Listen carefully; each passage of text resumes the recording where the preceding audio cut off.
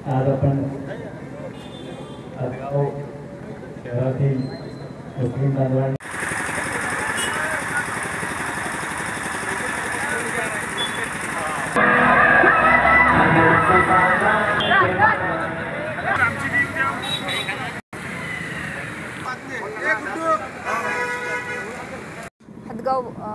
हदगाव तालुक्यामध्ये ईद-ए मिलाद निमित्त मिरवणूक काढण्यात आली होती। त्यामध्ये पोलीस बंदोबस्त आम्ही लावण्यात आलेला होता।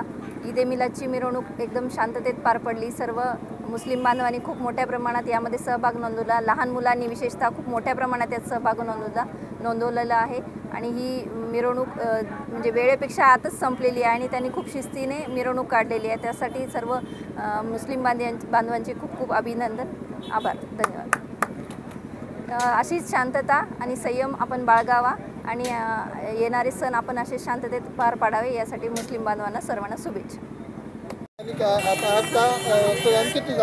जश्न ईद-ए मिलादुन्नबी कमिटी हदगावच्या वतीने दरवर्षीप्रमाणे यावर्षीही आम्ही लगत 14 वर्षापासून रक्तदान शिबिराचा कार्यक्रम घेत आहेत। सगळं हदगावच्या पूर्ण समाज यांच्या वतीनं हदगाव शहरात रक्तदान शिबिर हा आम्ही दरवर्षीप्रमाणे यावर्षी पण करत आहे। या रक्तदान शिबिराला Archana Patil madam additional SP आणि त्याच्यानंतर दगडू हाके साहेब, त्याच्यानंतर संतोष दिघे साहेब PI यांच्या हस्ते उद्घाटन केलेलं आहे आम्ही।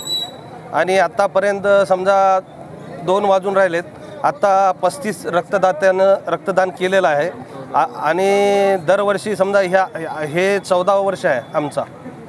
दरवर्षी 100, 110 असे कार्यक्रम होतात आणि सार्वजनिक कार्यक्रम जसं सरकारी दवाखान्यामध्ये फळ वाटप रुग्णांना आणि पूर्ण जे समाजाचे लहान लेकरं जे मिरवणूकमध्ये राहतात त्यांच्यासाठी जेवायचं पण व्यवस्था आणि रक्तदान शिबिर हा एक हदगावमध्ये 1 नंबरमध्ये समजा मुस्लिम समाजाच्या वतीने कार्यक्रम घेतले होते।